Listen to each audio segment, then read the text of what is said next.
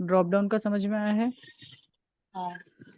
Okay, और क्या हम्म। Problem था कि बिग वाला ना, वो एडिट टेक्स्ट फिल, तो यहाँ पे डालोगे text field for address in HTML। जो आपको चाहिए ना वो चीज आप सर्च करिए, आपको गूगल सर्च करते आना चाहिए, और फिर आप क्या कर दोगे, वहां पे अंदर जाइए और आप चेकआउट करिए। So there is a text area, अगर आपको बहुत बड़ा लिखना है, लाइक आपको एक बड़ा सेक्शन देना है एड्रेस के लिए, तो आप यूज करोगे text area. You can C text area में देखो इतना सारा उसने लिखा है, और देखो ये टेक्स्ट एरिया कितना बड़ा है। सर ये कैसे बड़ा होता है, मतलब इतना बड़ा कैसे हो गया? बिकॉज नॉर्मल टेक्स्ट फील्ड जो होती है ना उसका एक लिमिटेड साइज होता है, उसको बढ़ाने के लिए हम यूज करते हैं टेक्स्ट एरिया। टेक्स्ट एरिया को क्या होता है, रोज एंड कॉलम्स होते हैं। तो हमने यहाँ पे 4 रोज रखे, इसका मीनिंग मैं यहाँ पे लिखूंगा तो मुझे 4 अल्फाबेट्स दिखेंगे, 4 के ऊपर जाएगा तो एक स्क्रोलिंग पैड आ जाएगा, मतलब एट द सेम टाइम में सिर्फ 4 देख सकता हूँ, बिकॉज मैंने रो में 4 रखा है।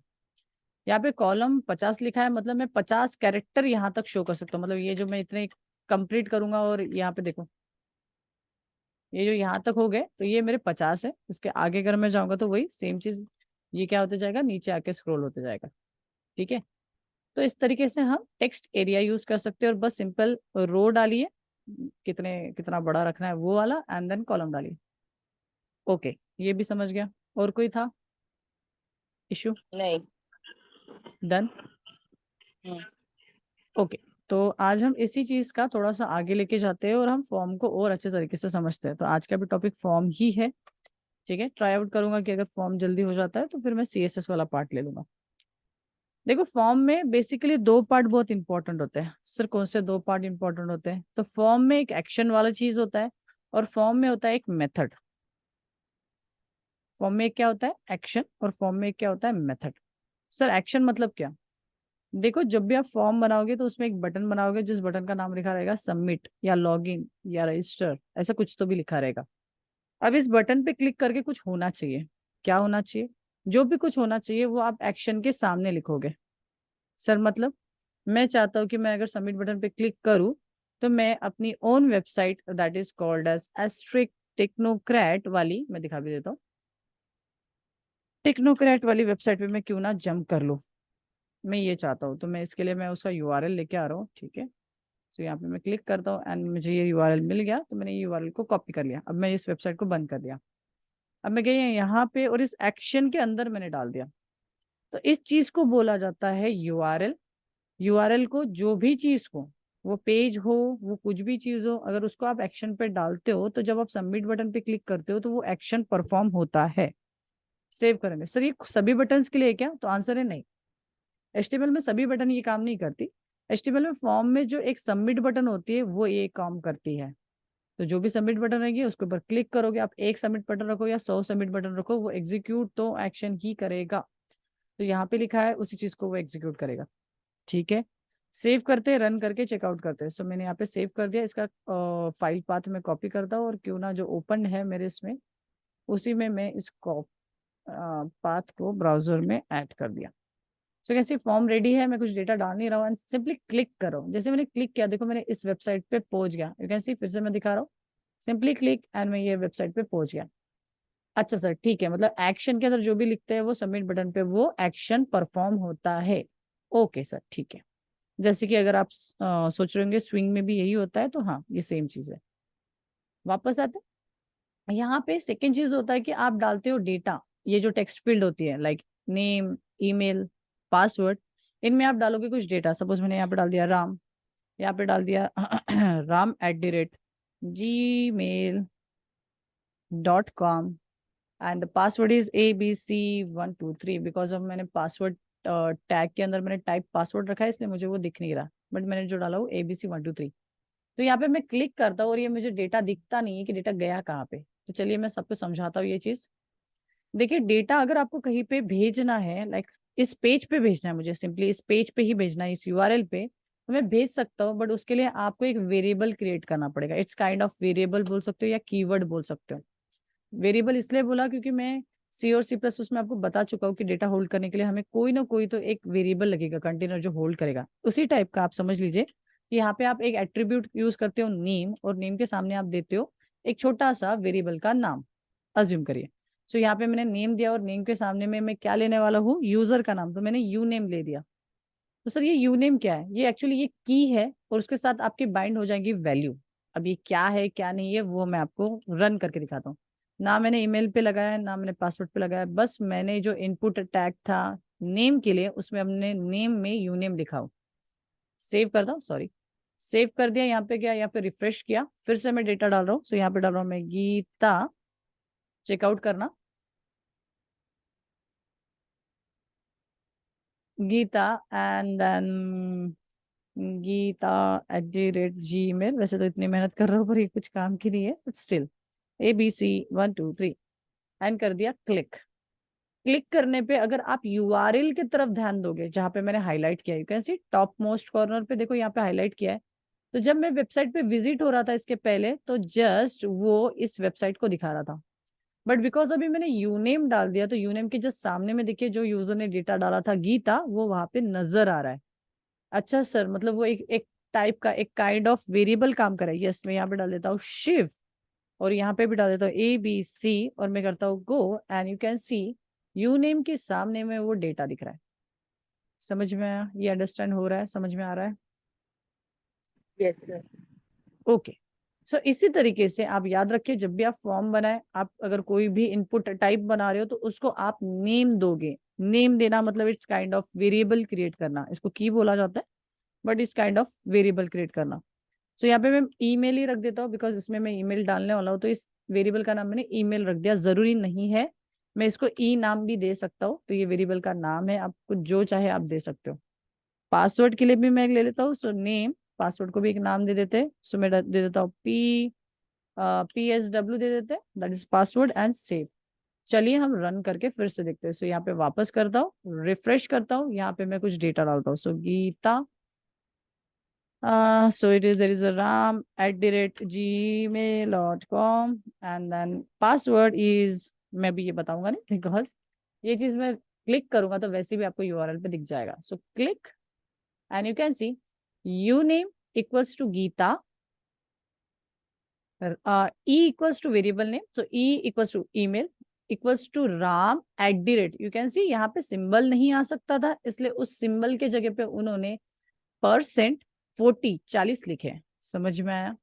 सेकेंड चीज, एक वेरिएबल जब खत्म होता है, ये एक पैरामीटर बोल सकते हो, जब एक पैरामीटर खत्म होता है तो सेकेंड पैरामीटर को ऐड करने के लिए वो एंड का यूज करता है।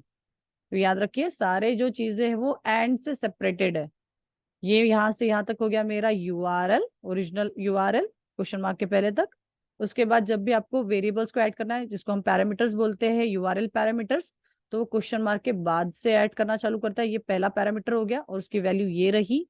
देन सेकेंड पैरामीटर स्टार्ट करने से पहले उसने एंड डाला, फिर ई लिखा, फिर उसने डेटा लिखा। बिकॉज ऑफ @ एक सिंबल है उसको वो दिखा नहीं सकता था, इसलिए उसने %40 लिखा। ओके सर, और भी कुछ होता है? And you can see password के सामने में मैंने शायद www इतने बार लिखा था तो ये यहाँ पे www प्रिंट हुआ है। क्यों ना मैं फिर से एक बार करूं और मैं यहाँ पे पासवर्ड XYZ रखूं, यहाँ तो दिख नहीं रहा है पर मैं यहाँ पे क्लिक कर रहा हूँ and you can C PSW के अंदर XYZ नजर आ रहा है। समझ में आया? तो अगर आपको किसी पेज पे या वेबसाइट पे डेटा भेजना है तो आप सिंपली आप वेरिएबल्स बनाओ, उनमें जो भी आप डेटा डालोगे वो एग्जैक्टली सेकंड पेज पे चला जाएगा, भले ही वो यूआरएल में क्यों ना जाए। और यूआरएल से डेटा को पेज पे कैसे लेके आते हैं वैसे तो वो हम सर्वलेट टॉपिक में पढ़ने ही वाले, बट इतना आपको समझ में आ गया कि फॉर्म में नेम वाला सीन क्या काम करता है? हाँ ओके, चलो ये सही हो गया। अब यहाँ पे जैसे %40 था, इट इज फॉर द @ वैसे आप कोई भी सिंबल डालोगे तो उसका डायरेक्ट सिंबल ना दिखते हुए वो उसके जगह पे कोई नंबर्स दिखेंगे। सर कोई और एग्जांपल? एग्जांपल के लिए मैं यहाँ पे गीता एंड राम डाल देता हूँ और मैं यहाँ पे फिर से Q Q Q Q Q डालने से अच्छा ए 3 टाइम प्रेस किया एंड गो किया। यू कैन सी यहाँ पे नजर दीजिए, जब मैंने स्पेस डाला हो लाइक गीता स्पेस राम तो उसकी जगह पे एक प्लस सिंबल आया है। तो यहाँ पे याद रखिए डायरेक्टली डेटा नहीं जाता, स्पेस डायरेक्टली नहीं जा सकती because there is a issue. तो आप स्पेसेस डायरेक्टली ना जाते हुए वहां पे प्लस आ जाता है। अच्छा सर, ये सब जो आप बता रहे तो ये क्या है? ये हम समझेंगे जब हम सर्वलेट पढ़ेंगे। सो अभी के लिए यही समझिए कि ये बहुत ज्यादा इंपॉर्टेंट चीज है, इसलिए मैं इसको बार बार बता रहा हूँ। ओके, ठीक है जी, ये तो समझ में आ गया। नेक्स्ट क्या है? नेक्स्ट है मेथड। देखिए याद रखिए, मैंने मेथड में कुछ भी नहीं लिखा था, मेरा मेथड का डबल कोट्स एम्प्टी था। जब हम डबल कोट्स एम्प्टी रखते हैं ना, तो इसका मीनिंग है कि हम यहाँ पे मेथड गेट यूज करें। सर मतलब दो टाइप की मेथड होती है यार। एक जो मेथड होती है वो होती है get method, and second method होती है पोस्ट मेथड। अब ये दोनों में क्या डिफरेंस है मैं बताता हूँ। देखिए हमारे पास जो डेटा होता है वो कभी कभी सेंसिटिव डेटा होता है। इवन अभी का भी जो मेरा ये था ना फॉर्म, इसमें भी कुछ सेंसिटिव डेटा था, that is my password. But ये पासवर्ड एक्सपोज हो जा रहा है। सर एक्सपोज हो जा रहा है मतलब, देखिए मैंने एक पासवर्ड डाला, भले यहाँ पे नहीं दिख रहा है वो, बट मैं क्लिक करने पे वेबसाइट के यूआरएल पे ही वो पासवर्ड दिख जाए, तो क्या वो सिक्योर्ड है? नहीं, ऐसे पासवर्ड को हम सिक्योर्ड नहीं बोल सकते। और इन चीजों को, डेटा को भेजना तो है फॉर्म से इस पेज पे, तो हम इस पेज पे हम वो डेटा को कैसे लेके जाए? तो simple see second method is called as post. तो सर आपने गेट तो पढ़ा ही नहीं। बाय डिफॉल्ट अगर आप नहीं भी लिखते हो तो यहाँ पे होती है गेट। आप लिखो नहीं लिखो, आप यहाँ पे ये रखो मत रखो, ये होता है, this is a get method. ये जो है ये क्या है? एक गेट मेथड। अच्छा सर, अगर सर पोस्ट लिख दे दो, देखो डेटा सेकंड पेज पे जाएगा ये गारंटी है, पर वो डेटा दिखेगा नहीं। सर दिखेगा नहीं मतलब, चलिए मैं आपको दिखाता हूँ, शो करवाता हूँ। सो मैं यहाँ पे सेव करता हूँ, वापस यहाँ पे जाता हूँ, वापस यहाँ पे जाता हूँ, और मैं यहाँ पे सिंपली ये करके रिफ्रेश कर दिया, पेज रिफ्रेश हो गया, रीलोड हो गया। अभी ये पोस्ट मोड में है। यहाँ पे मैं कुछ डेटा डाल देता हूँ, सपोज मैं यहाँ पे अभी पूजा मैम का नाम ऐड कर देता हूँ। सो पूजा मैम डाल देता हूँ। सो मैम, ठीक है, एंड देन उसके बाद मैं यहाँ पे लिख लेता हूँ गीता, नहीं sorry, Pooja ma'am @gmail.com, and then password is ABC। Okay, so ये मेरा फॉर्म रेडी हो गया। मैं यहाँ पे क्लिक कर रहा हूँ। अब इस बार ध्यान रखिए कि ये जो मेरा यूआरएल है इसमें कोई क्वेश्चन मार्क नहीं, कुछ वेरिएबल नहीं, कुछ डेटा नहीं। तो सर फिर डेटा तो आया ही नहीं होगा। नहीं, भरोसा रखिए, यहाँ पे डेटा आया है, बट वो डेटा इस बार बॉडी के थ्रू गया है। सर अब इस चीज को भी बता दीजिए। देखिए फॉर्म में डेटा दो तरीके से जाता है। फर्स्ट डेटा जो होता है वो जब आप सबमिट बटन पे क्लिक करते हो, kind of this is a submit button, तो वो डेटा यूआरएल के फॉर्म में दिखता है। यूआरएल में सारा डेटा दिख जाता है की एंड वैल्यू पेयर में। So key and value pair is you name is a key and the Ram is a value, ठीक है।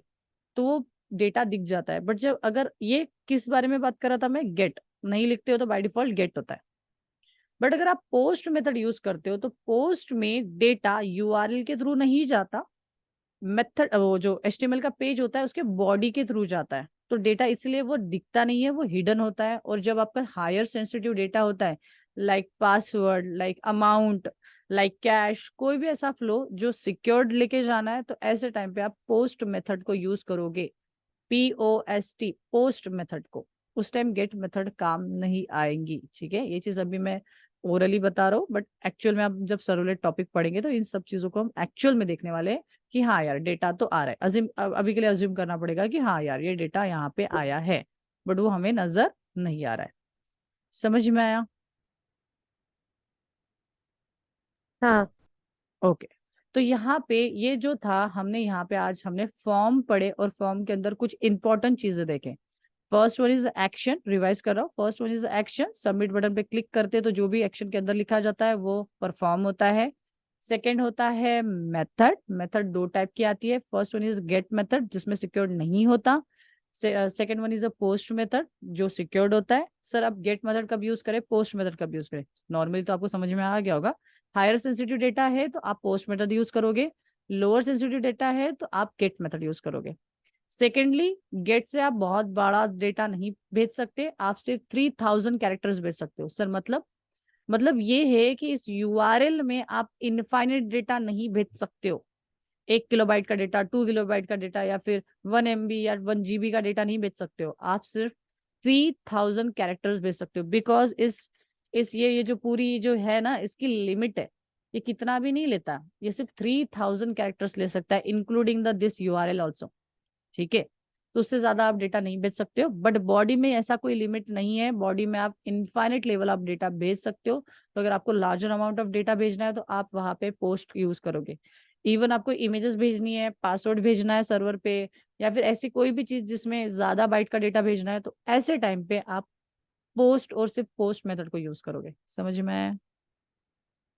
हाँ। पक्का समझ में आया? तो ये दोनों का डिफरेंस पूछा जाता है इंटरव्यू में, what is the difference between get and what is the difference between post, कब कौन सा यूज करना चाहिए, किसका क्या लिमिटेशन है। तो ऐसे टाइम पे ये चीजें आपको बताते आना चाहिए। समझ में आया? Yes okay. सर। ओके, सो अभी ये हो गया मेरा काम कंप्लीट HTML का। बाकी जितना भी कुछ है, ठीक है, मेरा पढ़ाना हो गया HTML का, बट आपका पढ़ना यहाँ पे खत्म नहीं होता। आपको W3 स्कूल से अभी जितना भी कुछ HTML का बचा हुआ है, ये देखो इतने सारे टैग्स है, वो सारे ओपन कर करके देखो यार। कोई भारी चीज नहीं। लाइक स्ट्रॉन्ग क्या करता है, बोल्ड जैसा काम करता है। बी टैग देखा था ना, वैसे ही स्ट्रॉन्ग से भी हो जाता है।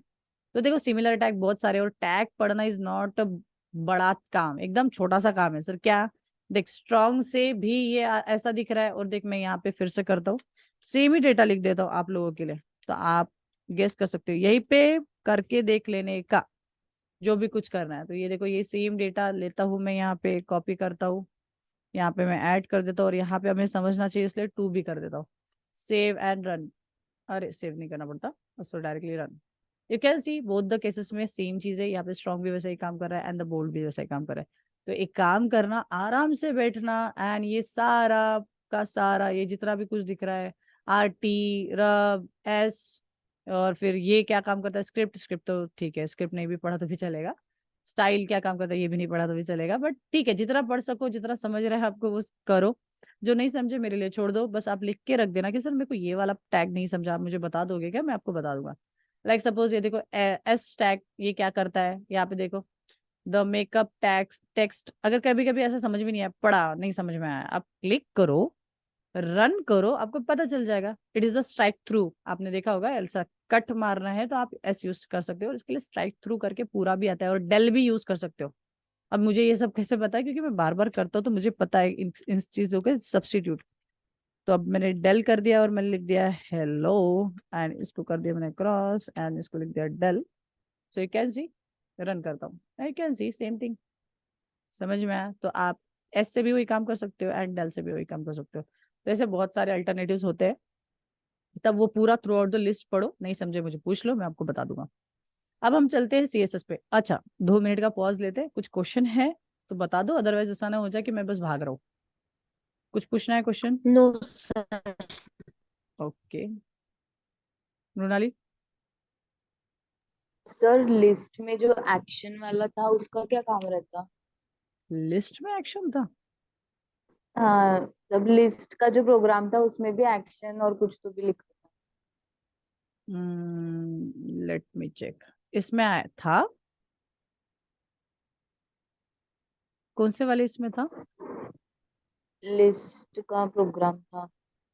हाँ, ये सारा लिस्ट ही तो है, ये जो मैं खोल रहा हूँ, ये देखो, ऑर्डर्ड लिस्ट, अनऑर्डर्ड लिस्ट। इसमें एक्शन तो नहीं था यार। फिर ट्राई इट योरसेल्फ करो ना। हाँ, ये लो। यहाँ पे नहीं है, उसमें था VS कोड वाले।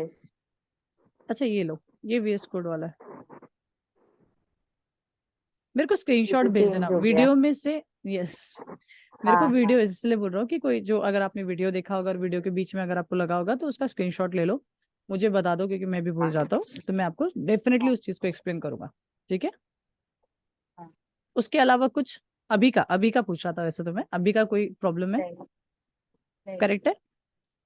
ओके, सो अभी हम पढ़ने वाले CSS। CSS का फुल फॉर्म पता है थोड़ा बहुत? CSS स्टूडेंट्स, CSS का फुल फॉर्म पता है? नहीं। नहीं, कोई बात नहीं। कैस्केडेड स्टाइल शीट, एक के ऊपर एक चीजों को रखने को बोला जाता है कैस्केड होना। लाइक ये देखो, माइक भी मेरे ऊपर आ रहा है, तो this is also kind of cascade. जब हम एक चीज के ऊपर दूसरा कोई लेयर चढ़ा देते हैं, तो उसको कैस्केडिंग बोलते हैं। एक के ऊपर एक रखने को कैस्केडिंग बोलते हैं। ठीक है सर, तो ये क्या क्या सीख लिए उसमें? हमारे पास जो HTML है, ये खूबसूरत नहीं है, ये बहुत ज्यादा भद्दा दिखता है, क्योंकि कोई भी ऐसी वेबसाइट यूज करना नहीं चाहेगा जो ब्यूटीफुल नहीं है। अब कुछ बात है, उसमें थोड़ा ब्यूटी रहे, कलर रहे, इमेजेस रहे, ग्राफिक्स रहे, बटन थोड़ी सी ब्यूटीफुल रहे, तो यूज करने में भी अच्छा लगता है। एग्जाम्पल के लिए मैं एक बड़ी बड़ी वेबसाइट्स को मैं कंपेयर कर रहा हूँ। It's big big website, it is called as Java T point. आप अगर आपने जावा टी पॉइंट तो बहुत बार देखा है, तो अगर आप जावा टी पॉइंट को देखोगे और W3 स्कूल को देखोगे, तो आप बोलोगे कि मिनिमल अगर चीज है तो W3 स्कूल काफी अच्छा ही दिखता है ना, काइंड ऑफ अच्छा दिखता है उसका।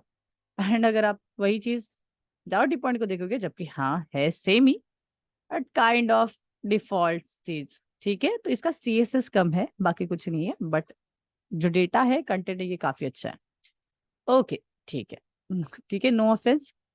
ओके, तो वापस चलते और यहाँ पे जाते हैं और स्टार्ट करते हैं हमारा CSS।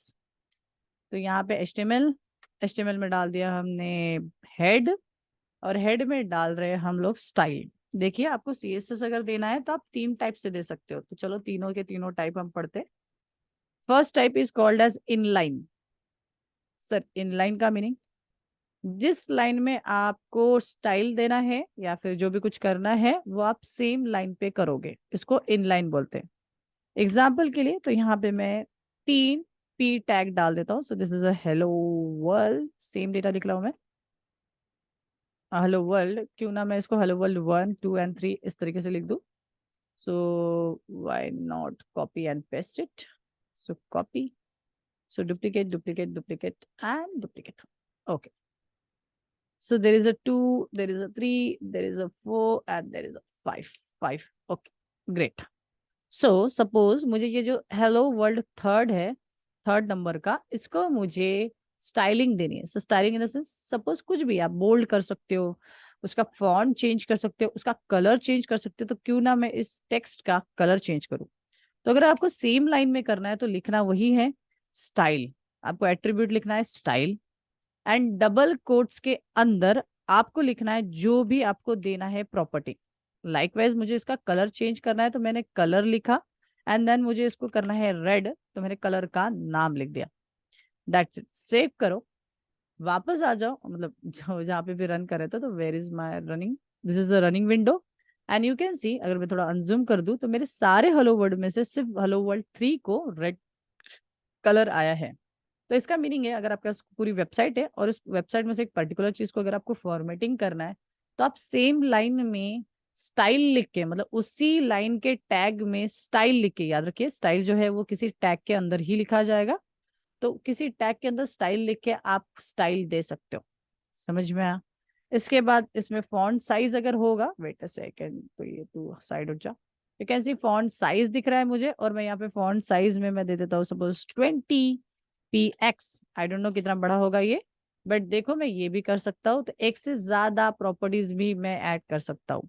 ऐसी बहुत सारी प्रॉपर्टी होती है, तो बेसिकली अभी स्टार्टिंग है इसलिए मैंने 1 या 2 प्रॉपर्टी दिखा रहा हूँ।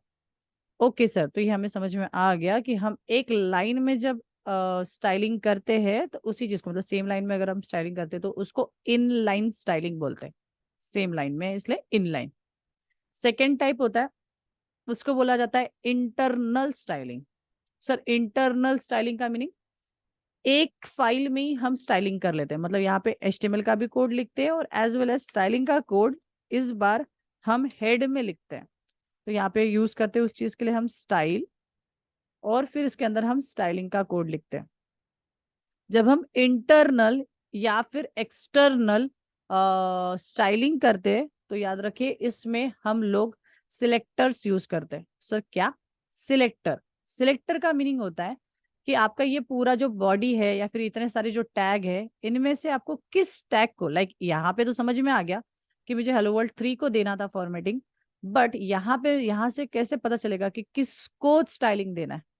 तो उस चीज को सिलेक्टर बोला जाता है, क्योंकि आप सिलेक्ट करो एक पर्टिकुलर चीज को, तो उसको सिलेक्टर बोला जाएगा।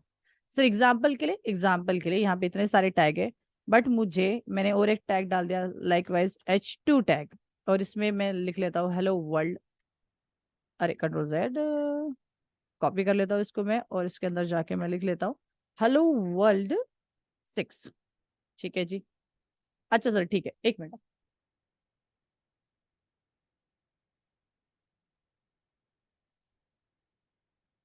एक मिनट।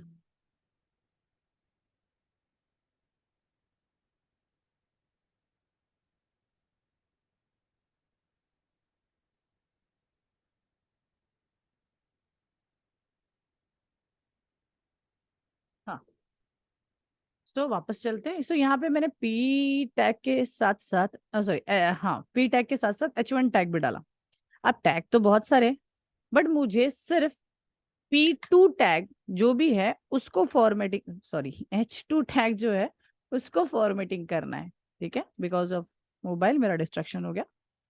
तो मेरे को सिर्फ यहाँ पे सारे टैग को नहीं फॉर्मेटिंग करनी है, मुझे सिर्फ H2 टैग को ही देना है, मतलब हेडलाइन 2 टैग को ही फॉर्मेटिंग करना है। तो मैंने मेरा जो सिलेक्टर हुआ, this is nothing but H2 is my selector. फिर मैंने करली ब्रेसेस लगाया, फिर उसके बाद मैं जो भी कलर या फिर कुछ देना चाहता हूँ, अभी के लिए तो फिलहाल कलर ही चल रहा हूँ, कलर में दे सकता हूँ। यहाँ पे मैं सपोज एक्वा ब्लू कलर दे देता हूँ, so aqua blue and save and run. तो आपको दिखेगा कि अरे हाँ, मेरा जो H1 वाला जो टैग था, it is in aqua blue colour. समझ में आया? तो मतलब जब आपको एक पर्टिकुलर टैग को सिलेक्ट करना होता है तो आप उस टैग का सीधा नाम लिखते हो, देन कर्ली ब्रेसेस लगा के कर देते हो। अब इसमें एक ट्रिक आती है, trick in the sense problem आती है कि यार एक नाम के तो बहुत सारे हो सकते हैं और आप नहीं चाहते कि सारे के सारे H2 टैग्स जो है वो कलर हो जाए। तो यहाँ पे मैं थोड़ा सा नंबरिंग चेंज करो, और मैं नहीं चाहता कि ये 6 से लेके जितने भी मेरे टैग्स है वो सारे कलर हो जाए। बट ये वही होगा, अगर मैं अभी रन करूंगा तो आपको दिखेगा कि जितने भी है वो सारे के सारे एक्वा ब्लू कलर में है। बट सर हमें तो सिर्फ 7 या सॉरी, हमें तो सिर्फ 6 को लगाना है। तो फिर हम क्या करें? ऐसे टाइम में आप एक ब्रॉड टैग का नाम ना देते हुए एक पर्टिकुलर टैग को अगर आपको देना है, तो उस टाइम आपको उसको एक आइडेंटिटी देनी पड़ेगी। किसी को भी आइडेंटिटी देना मतलब आईडी देना। मुझे किसी पर्सन को, मेरे स्टूडेंट को एक आइडेंटिटी देना है, और राम नाम के बंदे तो बहुत हो सकते हैं। तो मैं क्या करूंगा, मैं उसको एक आईडी दे दूंगा जिसको हम रोल नंबर भी बोलते हैं। तो मैं वैसे ही इसको मैं एक आईडी दे देता हूँ जिससे मैं उस चीज को आइडेंटिफाइड कर सकूं। ठीक है, तो यहाँ पे मैं टर्मिनेट करता हूँ और मैं इसको एक नाम दे देता हूँ। नाम क्या दे दिया? मी। कि अगर H2 में कोई भी, कहीं पे भी H2 रहे या कुछ भी रहे, अगर उसका आईडी मी है, कुछ भी रख सकते हो, तो मैंने मी रख दिया, तो उसका उसको जो देना है वो मैं लगा देता हूँ। सो मी इक्वल्स टू दिस। अब याद रखिए कि वो डिफरेंस कैसे करेगा कि ये एक टैग का नाम है या फिर ये एक आईडी है। तो उन्होंने इस चीज के लिए एक सिंबल दे दिया, that is called as a hash symbol. अगर आप कहीं पे भी आईडी दे रहे हो तो उसका रिप्रेजेंटेशन होता है बाय यूजिंग हैश। हैश का मीनिंग आईडी है वो। तो उसके सामने मैंने मी लिख दिया और यहाँ पे जाके मैं कर दूंगा कुछ कलर। तो एग्जाम्पल के कॉपी एंड देन यहाँ पे पेस्ट। अब ये एक्वा ब्लू बहुत बोर हो गया और यहाँ पे गिने चुने ही है। अगर आप यहाँ पे देखोगे, कंट्रोल स्पेस मारोगे तो आपको गिने चुने कलर मिलेंगे। पर यार इतने ही कलर नहीं है ना, तो भी काफी कलर्स है यहाँ पे तो। बट यार इतने ही कलर नहीं है ना, इसके अलावा भी बहुत सारे कलर है। तो यहाँ पे मैंने वेलवेट लिया, पर यहाँ पे अगर आप क्लिक करोगे ना तो आप मन चाहे कलर यहाँ से स्वाइप करके सिलेक्ट कर सकते हो। सो आई वांट पर्पल, तो मैंने पर्पल ले लिया और उसका देखो कलर कोड ऑटोमेटिकली आ गया और सही है। सिर्फ डिब्बे पे क्लिक करना है और आपको ये पूरा पिगमेंट का चार्ट मिल जाएगा और आप सिलेक्ट कर सकते हो। ठीक है, बढ़िया बढ़िया कलर पिगमेंट्स आप सिलेक्ट कर सकते हो। सेव कर दे और जाके चेकआउट कर दो। सो यहाँ पे कर दिया, you can C only the 6 वाले को लगा, बाकी को पर्पल, सॉरी, बाकी को एक्वा ब्लू था, तो एक्वा ब्लू अभी भी है। It is purple kind of, but मुझे नहीं दिख रहा, तो मैं थोड़ा कलर और थोड़ा लाइटिश में कर लेते हैं, सो मे बी उसके बाद हमें दिखे। हमें मतलब मुझे तो नहीं दिख रहा था। हाँ, ये कैसे समझ में आया? आईडी होता है और एक होता है क्लास। सर मतलब, अब देखो, इसको भी मुझे कलर देना है, इसको भी देना है और इसको भी देना है। 8 9 एंड 10 इनको एक साथ कलर देना है। तो ऐसे टाइम पे अगर आपने कोई फॉर्मेटिंग बनाई है एग्जाम्पल के लिए, तो आप बनाओगे क्लास। क्लास मतलब होता है ग्रुप, एक संग्रह, एक सिमिलर चीजों को सिमिलरिटी देने के लिए हम यूज करते हैं क्लास। कि भाई इसको भी यही कलर देना है, उसको भी, ये तीनों को एक जैसा ही फॉर्मेटिंग देना है, तो एक क्लास बना लो। समझ में आया? आईडी हम तब यूज करते हैं जब एक पर्टिकुलर चीज को देना है। एक पर्टिकुलर चीज को अगर आपको करना है तो आप आईडी दो और काम खत्म। बट अगर आपको 8 9 और 10 ये तीनों को देना है, तो ऐसे टाइम में आप यूज करोगे क्लास। क्या यूज करोगे, क्लास। क्लास लो और इसमें लिख दो क्लास, जैसे मैं लिख लेता हूँ क्लास इज हाई, ये सब हाई क्लास के अंदर के, तो मैं यहाँ पे कर लेता हूँ कॉपी, यहाँ पे भी डाल देता हूँ हाई एंड यहाँ पे भी डाल देता हूँ हाई। बढ़िया, सेव कर दिया। अब यहाँ पे ये एक आईडी नहीं है, टैग के लिए आप डायरेक्टली टैग का नाम लिखते हो, आईडी के लिए आप हैश लिखते हो, और क्लास के लिए हम हमेशा डॉट लिखते हैं, मतलब अगर मैं बोलूँ तो पॉइंट लिखते हैं, ऐसा क्या बोल सकते हैं इसको, डॉट ऑपरेटर ही बोलते हैं हम लोग इसको। तो आप लिखोगे ऐसा पॉइंट एंड क्या हो गया, सो इनलाइन लगाना नहीं चाहिए, वो बोल रहा है कोई इशू नहीं है। सो यहाँ पे डॉट लिखोगे, फिर उसके बाद मैंने क्लास का नाम क्या रखा था, हाई, सो यहाँ पे लिख दूंगा मैं high and curly braces open and curly braces close. समझ में आया? तो क्लास के वक्त आप डॉट यूज करोगे, आईडी के वक्त आप हैश यूज करोगे, और अगर टैग का नाम डायरेक्टली डालना है तो आप डायरेक्टली यूज करोगे। अच्छा सर, हाई कर दिया, अब क्या? अब आपको जो कलर देना है या फिर जो भी फॉर्मेटिंग देना है, आप यहाँ पे जाओगे और आप कर दोगे। अब मैं यहाँ पे हैश कोड में दे रहा हूँ कलर, पर्पल ही देना चाहता हूँ, बट ये देना चाहता हूँ 800080। अब ये कोड है पर्पल, और ये अपने इंस्टीट्यूट का जो लोगो है ना, वही वाला कलर है। सो मैंने यहाँ पे सेव कर दिया, यहाँ गया और यहाँ पे मैंने कर दिया, यानी कैसी ये तीन जो है वो सेम कलर के हो गए। अब ये मत समझना कि ये कलर और ये कलर एग्जैक्ट सेम है, तो मैं थोड़ा सा डिफरेंस क्रिएट कर लेता हूँ। सो जो मैंने ऊपर में कलर किया था, क्यों ना मैं इसको थोड़ा सा ऑरेंज में कर लूँ। सो यहाँ पे आप इसको स्लाइड करिए, कलर पे जाइए, छोड़िए, सेव करिए, एंड यहाँ पे जाके आप रन करिए एंड कैन सी टड़ा। तो ये समझ में आ गया। तो याद रखिए, क्लास आप ग्रुप के चीजों को करने के लिए करोगे, आईडी आप एक पर्टिकुलर चीज को करने के लिए करोगे, टैग आप तब करोगे जब आप सेम टैग के सारी चीजों को एक सेम फॉर्मेटिंग देना चाहते हो, तब करोगे। तो इस तरीके से होते हैं सिलेक्टर्स। तो आज हमने थोड़ा सा सीएसएस देखा। हमने दो टाइप के सीएसएस देखे, कौन से दो टाइप? फर्स्ट टाइप था इनलाइन, सेकेंड टाइप था इंटरनल, बिकॉज सेम फाइल में कर रहा हूं मैं, जो एचटीएमएल फाइल है उसी में मैं सीएसएस का कोड लिख रहा हूँ। और थर्ड रहेगा मेरा एक्सटर्नल। एक्सटर्नल में मैं एक डॉट सीएसएस फाइल या फिर एक स्टाइल फाइल भी और क्रिएट करूंगा, और उसको मैं अटैच करूंगा या फिर लिंक करूंगा मेरे इस एचटीएमएल पेज के साथ। समझ में आया है? हाँ सर, यस ये सर। HTML फाइल है ना, यस, तो इट इज अ डॉट इसमें एचटीएमएल कुछ फाइल। टैग्स जो जैसे VS कोड है, तो उसमें हम्म कुछ टाइप करो तो जो सारे जो रिकमेंड करता है, तो वो हम्म। कुछ कुछ तो कोड CSS के भी है, तो ये HTML फाइल में कैसे है? नहीं, आपका क्वेश्चन नहीं समझा मुझे। एक्चुअली ये वीएस कोड है, वीएस कोड हर एक चीज बताएगा जो पॉसिबिलिटीज आप कर सकते हो। वीएस कोड में अगर आप पाइथन को हाँ भी मतलब अटैच हम कर ऐसा दोगे ना। CSS एक साथ कर सकते हैं ना, हाँ, कर दोनों को, सकते हो। दोनों का कोड।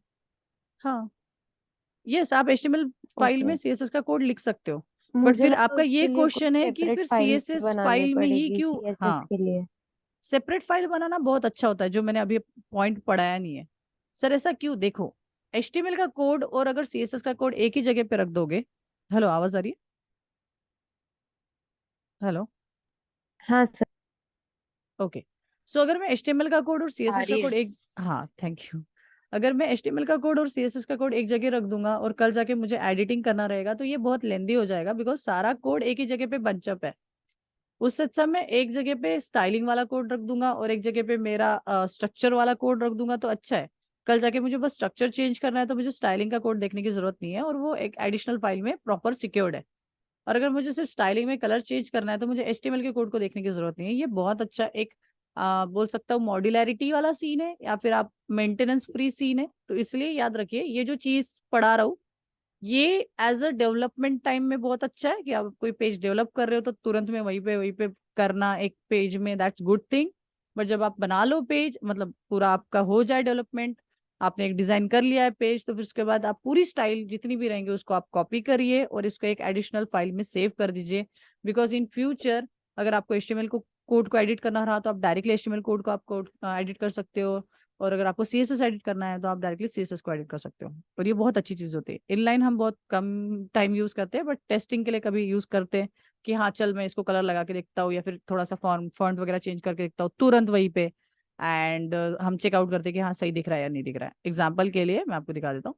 एग्जाम्पल के लिए यहाँ पे मैंने ये किया है, यहाँ पे इंस्पेक्ट कर रहा हूँ, और यहीं पे कर सकता हूँ मैं। मैं अगर बताऊँ तो इसको थोड़ा सा जूम कर लेता हूँ।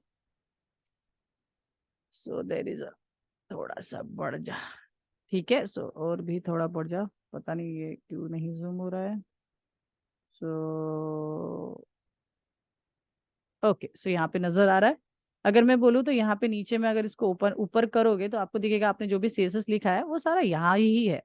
अगर आप देखो एक्वा ब्लू जो है उसको कलर को आप सिलेक्ट करोगे और यहाँ पे जाके आप ग्रीन करके देखना चाहते हो आप तो तुरंत में करके देख सकते हो कि हाँ अभी कैसा वेबसाइट दिखेगा या अभी कैसा वेबसाइट दिखेगा। अगर मैं लाइव वेबसाइट, अगर मेरी वेबसाइट ओपन है तो उसमें भी दिखा सकता हूँ। और ये हम लिटरली करते हैं, हर एक बंदा करता है, जितने भी लोग हैं ना जो फ्रंट एंड डेवलपमेंट करते हैं या फिर वेब डिजाइनिंग करते हैं वो लोग करते हैं लिटरली कि यार इमेज को हिलाना है या फिर इस कलर को चेंज करना है तो लिटरली लाइक मुझे सपोज कुछ भी एडिट नहीं करूंगा। सो स्टिल यहाँ पे मैं इंटर्नशिप वाले सेक्शन में चले जाता हूँ और यहाँ पे राइट क्लिक मार के इंस्पेक्ट कर लेता हूँ।